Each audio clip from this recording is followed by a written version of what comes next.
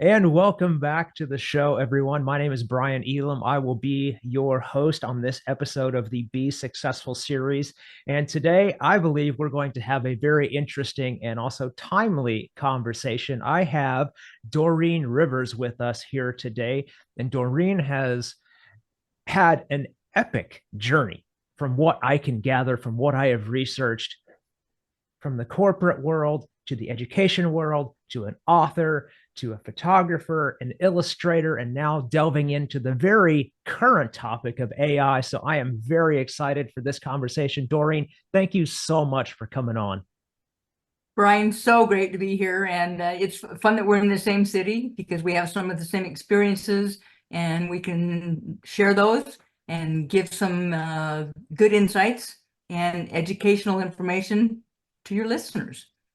Absolutely. I'm excited to get into it. So let's just dive right in with what you mentioned. Yes, we are both in Arizona. We're both in the Valley of the Sun. And have you lived here all your life, or are you a transplant like, I don't know, 98% of the people that are here? I'm a transplant. I've lived here 3 times, that I've managed to stay here the last 8 years, and I don't intend to move. I move a lot because of startups. I help businesses that will call me and want me to come and help them start their businesses, set up systems and processes, get global expansion going and logistics and product development. And then after a year and a half or two, I'll hand them the company and say, here's the baby, don't kill it. And then I'm off to another state to start another company. So that's been most of my career. Okay. Amazing. And yeah, let's just dive right into that because obviously you've done so much, like I mentioned in the open, in your career and in your life. Where did you start out? Like, what was, I don't know, professional job one after all your education for Doreen?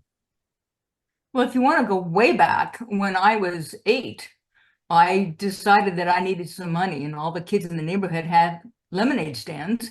And I'm thinking, I really need to do something different because I don't want the competition. And what can I do that'll be fun and interesting that people will buy? So my brother and I took those old metal ice cube trays and we filled it with Kool-Aid. And then halfway through, and the trick is to remember to put the toothpick in so it becomes a little cubesicle. And we sold those for 2 cents, which is twice as much as a lemonade going for a penny. And we had most of the clients on the street within the week. And that was actually my first business. And I was an entrepreneur, I suppose, since birth, and it just started showing up when I was 8 and never quit. And as far as after the educational track, that's a little of a technical question because I got my first baccalaureate degree, and then I had 5 kids in 5 years and raised them, and then I had to learn how to support them and bring in money. So I created businesses along the way, and at any given time, I suppose during that period, I had something going that was bringing in money. And then I created my consulting company after they were gone, and some other entrepreneurial endeavors. I was able to dive into those and doing something with those. So it never stopped. It just kind of had different flavors along the way. Yep. That's the story of a born and bred entrepreneur right there. I love it how you went back to all the way at 8. And I used to make those popsicle Kool-Aid things too when I was a kid. I never sold them though. I just wanted to eat them. Well, we probably did both. We probably ate more than we sold. Excellent. And so when you started your consultancy company, I'm assuming that that had to do with the fact that you had already started multiple entrepreneur ventures and had those be successful. And so you took those skills and that knowledge out into the public to help other businesses that were kind of struggling or needed to expand, right? That's absolutely right. And in the course of all of that, I would be brought in with companies who had matured and wanted to exit. And so I went and got my SEC licenses, FINRA licenses for being able to do mergers and acquisitions, which was a whole new world for me. I was really great at the consulting part and putting companies together and making them better. The financial part was hard for me. My brain wasn't geared to do numbers. It was geared to do words and pictures and concepts and processes and systems and engineering kinds of things. But I was really glad I did it. And it was a whole new avenue to add to my consulting business. And since then, I have kind of geared back on the consulting and on the M&A because I recently launched a new company that's in AI. And it's all I can do to keep up with what is happening in AI. It changes daily. And so it requires all my attention to do that. And it's been a good thing. And I'm loving what I'm doing. And the trick is, if you can get up every day and you can say work is more fun than fun, you have chosen the right thing to do. Absolutely agree with that. And so I wanted to go back and touch a little bit on the vision of an entrepreneur, because when, and you said it, even back when you were 8 years old, looking at the lemonade stands and thinking, I don't want to be just another one of those. I want to do something interesting, something different. And I was curious, what do you think is the most important aspect, or is that it, of being an entrepreneur and starting a new business, is to essentially have that blue ocean idea or vision, or is it something else? I believe it's something else. I think it starts with the vision, and the vision can change or morph over time as you learn more about the industry you've chosen to create something in. You might figure out that this little tributary here looks better, or you want to refine it and have it look more like this. All those things are changeable, and they should be. But I think the one overriding principle that never leaves is that you must have grit. I have a personal motto, and it says grit knows no limits. And what that means is that it doesn't matter what comes up, you will figure it out and you will keep going. As soon as you quit, you're defeated. If you never quit, you're never defeated. And it takes grit to do that. In the book I launched last year, it's called Brain to Bank: How to Get Your Idea Out of Your Head and Cash In. And the first chapter is, what is your why? Your why is, why are you doing this? If you don't know that and you're not clear on that, you don't have something to sustain you when it gets really hard. Your why will see you through, but you need to know what it is. And your why keeps you going, and you combine that with the grit and I will never quit attitude, you will get there. Absolutely, absolutely right. And it's so interesting that you say that the grit is the most important thing, because yeah, a lot of people, when they try that first entrepreneurial venture and it doesn't work out, or it doesn't work out the way that they think it will, they just tend to like, well, I guess I'm not meant to be an entrepreneur. Like, well, no, it just means that you're not meant to do that little sliver of an entrepreneur as business. Try something else. Like you said, try another tributary.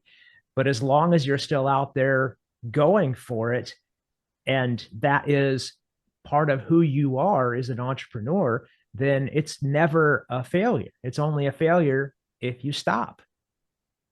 And I think it's just so important to give people that permission. I found it so many times because I used to do entrepreneurship coaching, kind of just like you. I built a business and learned all kinds of things not to do. And so I wanted to impart those lessons and help other people be successful. And so it's just that understanding and permission to give people that it's okay to change your mind. It's okay to move to something else in the entrepreneur world, as just as long as you don't stop. How do you feel about, or do you touch on that in the book about giving people permission to change their mind? I look at it with this verbiage. People don't change their minds. They make different decisions based on new information. Hmm. Now look at how that's analyzed, right? We have new information. Should we keep doing this, or is there a better path? Because now we know this. And you're right about what you should not do is just as important as what to do. And a person can say they're an entrepreneur, but what really defines an entrepreneur are your actions and your results. But it starts with, what are you going to do about it? I recently, last year, went to hike Kilimanjaro. Now, I'm not a hiker, I'm a biker. I road bike and I do centuries and things like that. But I was flying over Kilimanjaro a couple of times when I was in safari. And I'm thinking two things. One, this has been on my bucket list for 30 years. And two, you ain't getting any younger. So I'm thinking it's time to do Kilimanjaro. So I come home, I sign up with the reputable hiking company for Kilimanjaro. I buy my airline ticket, and then I sit down and write down a workout plan for the next 9 months. And I know that if I cheat myself on the workout plan, I'm not going to be successful. So I am very conscientious of getting up early in the morning, which is not my time of day, to go hiking before it gets 110 in Phoenix 3 or 4 times a week, because I know I want to summit. A business is the same way. You decide what you want to do, what do you have to do to get ready, and then you take the first step. When you take the first step, you've committed yourself to reach the summit. It doesn't matter what happens in between. What matters is you've decided to reach the summit. And the first step says, I'm going to get there no matter what it takes. That's hiking a mountain. That's biking a century. That's biking 500 miles RAGBRAI in Iowa. That's starting a new business. It's the same principle. I love how you can take literally an activity of a great magnitude, like hiking to the top of Kilimanjaro, and still relate it to business, because it can feel like that to some people, especially if they are just getting started. It can feel like they're trying to get up Kilimanjaro, but it's just that, just like we were talking before, it's that grit to set the intention, to make that decision, and then never stop. And I love how you pointed out you went home and you bought the airline tickets and you made the reservation to go up. Like, you had already made the decision and you were putting an actual monetary monetary stake in the ground. Like, this is happening. It was almost a way to hold yourself accountable. Would you say that was right? That is right. And I know that when I take the first step, I won't quit. And so in order for me to begin, I have to do the first step. What does that look like? But all the preparation in between, before you're going to take the actual first step into the business, or the actual first step on a mountain, or the first pedaling, the first rowing down a class 5 rapid, whatever it is that's challenging, you decide how you're going to prepare for that. And here's an example. So in Kilimanjaro, what stops people from summiting and reaching 19,341 feet is not the actual hike itself, it's the altitude, because it's so high and people get sick and they quit and they go back down. Well, here's what happens. As you go up on about, it's 7 days up, on day 5, you start climbing to some pretty great heights. You're going to be reaching 14 and 15 and 16 to get ready to go to 19. They take you up for 2,000 feet and then they bring you down another 500 or 800 to sleep the night, to acclimate to the altitude. That way your body gets used to it, and then you do the same thing for a couple nights in a row, and then you do a sprint of 4,000 feet to get to the top, and then you come back down the same day, down to 15, stay overnight, go back down. Here's what I'm saying, is that in business, when you find something that makes you feel like you can't breathe and you're going to die and it hurts, step back a little bit, come back down a little bit, and assess it, and stay there and watch it and decide what you're going to do. Come up with your game plan, because you're not going to get beat. You're going to reach the summit. What do you need to do that? Step back and look at it, and then formulate your plan. And then the next day you start hiking again. It's the same thing. It sounds to me what you're illustrating is this concept of slowing down to speed up when it comes to business. Is that right? Have you familiar with that phrase? Yeah, there's a book for that, right? Fast and Slow. And it talks about that. And that's right. And sometimes you're moving so fast, and whether that's out of fear or anxiousness or impulsiveness or whatever it is, sometimes you have to take a step back and assess it and say, am I going the right way? Am I going the right speed? Do I have the right people with me on the trail? And if any of those are a no, then you adjust that, then you continue. And business is that. And then those assessments should happen, well, at the end of every day and at the end of every week and at the end of every quarter. Those things need to happen. Nothing stays the same. What do you need to do differently to do it better and to do it well and to keep going? Absolutely. You always have to take a look at what you're doing. If you're starting a business or in your middle or even at the advanced levels, especially at the advanced levels, it can get more complex, which I'm sure you're aware and have seen over and over again. And those analytics, that self-reflection becomes even more important. And so I want to jump into talking about the book here a little bit because there are, and you mentioned one of them earlier. There are tons, thousands of books to teach people how to start a business, how to run a business. What was missing in your mind from those books or from that conversation that inspired you to write Brain to Bank? Well, I would say there's a couple things. In Brain to Bank, it's obviously the culmination of 30 years of starting businesses of my own and helping others to start their businesses.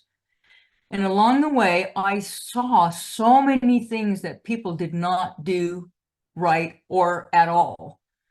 And it cost them their business, or it cost them a lot of time and a lot of money to rectify. And so there's a section in every chapter, and it talks about what these people should have done, they didn't do, and what the end result was of that. And there are some people who just simply can't learn from others, but I'm hoping that all of you are ones that can actually learn from others and not have to make those mistakes. And they're in the book. And what not to do is as important as what to do. And so it says what to do because this obviously didn't work. So now do this. And at the end of each chapter is accelerated action. And there are places for you to write down what you're going to do and to move your business forward from what you just learned in that chapter. Now, that's what we talked about earlier, which is you can have all the information in the world, but if you don't apply it and use it and there's no action, there's no results. So I offer that in the book, the application of what you just learned. And I think most business books don't tell you what to do with it. They just tell you a bunch of stuff. So I wanted to change that. I see. I see. So it becomes almost like a book and a course all in one right there. That's exactly right. Excellent. And if I understood you correctly, the way that people learn these lessons inside the book is through stories of other entrepreneurs that you have encountered, or are these just entrepreneurs and scenarios that you made up, but are from real, they happen? They're all companies that I worked with. I obviously changed their names, but they're companies I worked with and they're lessons those companies had to learn. And some of them were pretty dire, but they're real. Well, there you go, folks. There's another reason right there to pick up the book Brain to Bank. Learn from the mistakes of high level, highly functional businesses. That way yours doesn't go under. Oh, perfect. And I'll definitely include the link to that book on the Amazon down below in the comments. You guys can just click, go there, and pick it up. All right. Well, let's get into the fun part now. Let's talk about AI and this new adventure that you're on, Savantz. And It just is like an we were, adventure. yes, yeah, it totally is an adventure. We're all riding that wave right now. I'm using right now a CRM in my insurance business, Wealthy Consulting, to help reach out to people through AI. and keep them constantly, engaged with, supported, make sure they know I'm still here, asking if they need help. So it's a revolution wave we're all riding. And with us talking about the book and a course all in one type of situation, that is essentially what you've created, but a video version, a video that combines education in there. And talk a little bit about how that caught your attention and why you thought AI, this is where I need to be right now. It kind of morphed, and I'm glad we talked about Brain to Bank first. In the past, I have created online courses before, and they're cumbersome, and they're time consuming, and they're expensive. And it can take 6 months of working with a team of 7 or 8 people to pull together an online course, and animations and soundtracks and narrations and all the things that go into that to make it interesting and fun to get your message across. So when I decided to make Brain to Bank into an online course, I knew what it would take because I'd done it before the traditional way. And I thought, AI's here. What AI can I use to make this easier? So I hired a consultant in AI to show me what platforms would be the best ones to use. And I brought in my web designer that I had worked with for 10 or 12 years for him to learn about it. And what I wanted to do was figure out an easy way to take the text that I had spent 1.5 or 2 years writing with 30 years of expertise and experience in it into this course. So I have the text. So I wanted to put the text in and create the online course. So I started putting together systems and processes. My PhD is in how to set up systems and processes for businesses. So my mind works that way anyway. So I'm setting up this system and processes. About 2 months into it, I'm thinking, I am not creating an online course. I'm creating a platform that millions of other people could benefit from using for their own text. This is great for educators who want to make their boring lectures more interesting. And what if you could take those chapters that kids just won't read anymore and turn them into a micro module that was really fun to watch, and they actually learned it and they actually remembered it? Imagine what that would be like for education. And for businesses who have to do training. No one wants to do training. Well, what if it was like entertaining and kind of fun? You would at least be able to get through it. It's great for entrepreneurs, for pitch decks, to show investors what they're doing. It's great for authors. I know the book that I have, Brain to Bank, the hardback book, which sells for like 35 bucks, I'm making $1.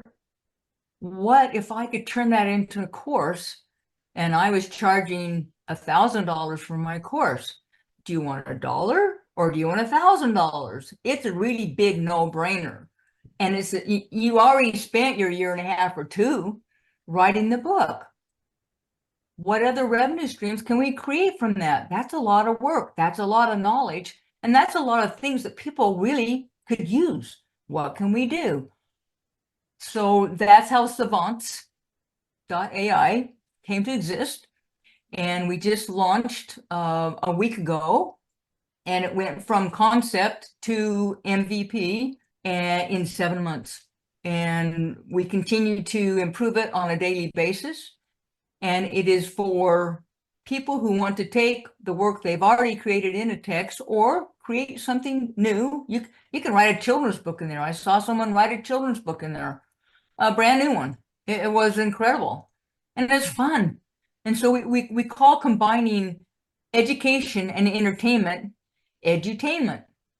What a great concept to get people who are stuck looking at their screen. Well, if they're already stuck looking at their screen, let's give them something fun to look at. So here's the videos. And Absolutely. that's the basis of Savantz. And I'm glad you touched on the edutainment portion of it, because I definitely wanted to talk about that, because you mentioned in the videos that I saw leading up to this how your platform essentially infuses the content with educational learning techniques and methodologies. And I was wondering if, just from a user perspective, how easily is that done? Or do you need to have a educational background or an educational consultant in order to put those pieces into place? We're building the ability to accelerate learning and increase retention into our platform. And we have new things we're working on a daily basis. All you need is the text that you want to work with. And then you need to know, what's that going to look like? Oh, I guess I'll choose realistic. Or why don't I choose comic book? Or maybe I want to do fantasy or pixel art. You choose, what do you want that to look like? What's the flavor and what's the mood and the feeling that you want your audience to have? Choose that first. Now choose the voice. Do you want? What do you want? Do you want a male voice, a female voice, a neutral voice? Do you want it to have an accent? Choose your voice, because it's going to take your script and it's going to actually say that over the top of your video. And it's going to be fun and entertaining because you put together the visual and the audio aspects of it. Now, what music? The music is the other part that's going to create the mood for it. You can upload your logo at the end of it. You're going to push a button that says generate, and it's going to make your video. Now you can download that and you can put it on an LMS like Thinkific or Kajabi, or if you're at the university, it's going to be Blackboard or Canva, or put it on YouTube, put it on Instagram, whatever you want. It's yours. And you created it, and it's going to feel like you want it to feel, because you have all these choices of what it's going to look like. Right. And I think you kind of touched on what I was going to ask next. Is that all the videos that I saw on the site, they were obviously stylized to go along with the site, the color schemes, the way that the video looked. It flowed perfectly with that site that it was on. But it looked, and I don't know if it was the fantasy version of the platform or if it was the animated version, but I was wondering, does it have a realistic video like you could put in and it's almost like watching a movie? There's one that's called cinematic and realistic, and it doesn't look like someone has you through their video lens, but it does look realistic as opposed to the ones that are more animated like fantasy or comic book. Okay. Yep, that's exactly what I was looking for, and what I was thinking you were saying. So that's good. That's definitely good, because like I said, it's not all gonna fit. Like there's no one size fits all solution when it comes to this. And my curiosity is, with all of the AI tools that are out there and ways to incorporate this into businesses, if you are able to tell me, what back end are you using? Like, are you using something like Midjourney for the video creations, the still creations, or what does that look like?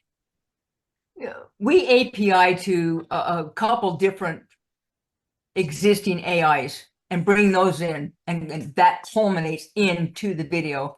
And not to evade your question, but it changes.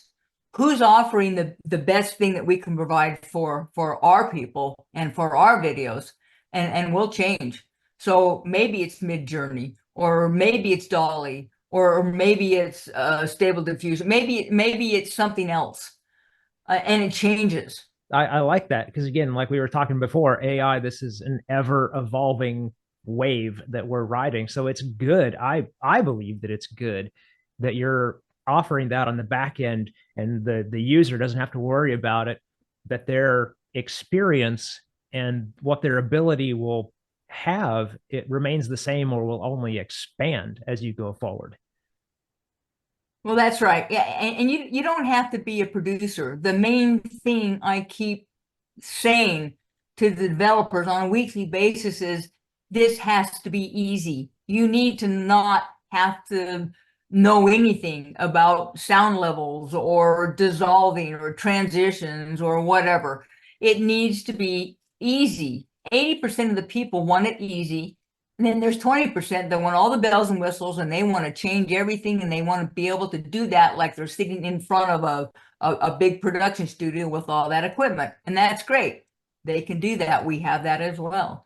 The biggest thing to remember is that most of the text to video are taking stock photography and using that for the images. We don't use stock photography. Every image has been created for your video, just for you. No one else is getting those images. They were made for you. All right. I love that. And now let's talk about, because I'm sure everybody is wondering, where can I find this? How much is it going to cost me? What does the economic model look like? So go into that. I know you got the MVP product that has launched and it's out there. Are you doing any kind of like special pricing right now? Like buy once and never pay again, like some people do with their platforms? Like, what does that look like for your platform? Well, it's really a blanket statement, which is this is as low as it will ever be. We have 4 different levels, and basically you're going to buy finished minutes. So if you only need 3 minutes for a month, and 3 minutes gives you a 3 minute video, or a 2 in 1, or 3 1 minute sizzles, and if that's all you need, then you'll pay $45 a month, and you will get to make 3 minutes of videos every single month. And then there are bigger levels as we go along.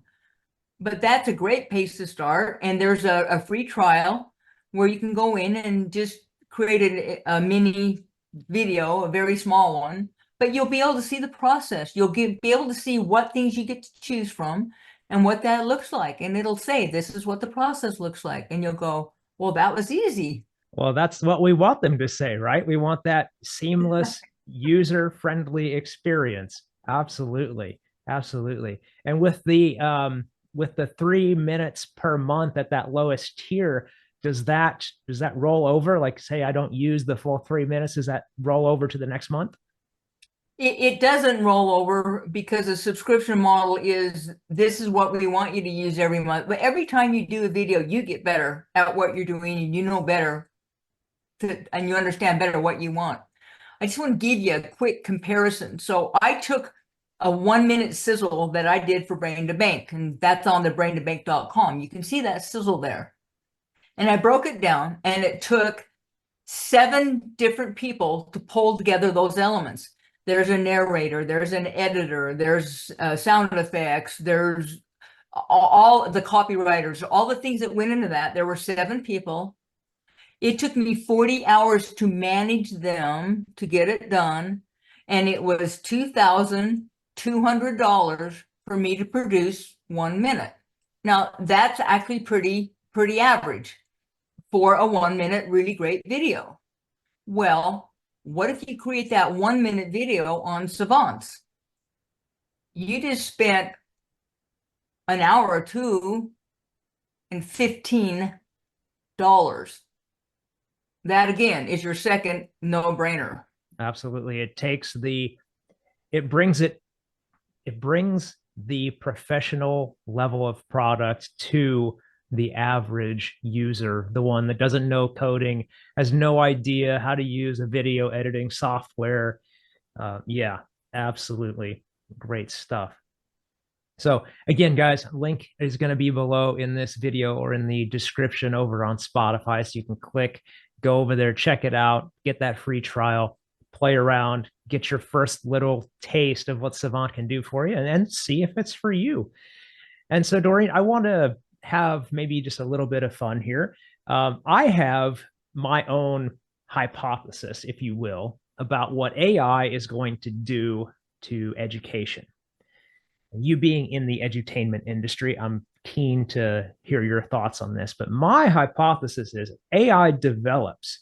We are going to see less teachers in the school systems because all they really need to do is facilitate the learning that AI is going to provide to the students, because it has the ability to recognize very quickly their particular learning style and implement that learning style. So every student is going to be getting a one-on-one personalized education, and the teaching staff needed to facilitate that is going to go way down. What are your thoughts on that? I really believe that AI is here to augment and assist teachers. I don't know that it will actually replace them. You can't replace understanding a student and the empathy they might need that day, or the culture of the classroom you're trying to create that teaches how to help other people and to see people in need and what to do about that. The EQ things, I don't think AI will ever be able to do. I think that takes humans to do that. And to get rid of that would be a terrible thing to do.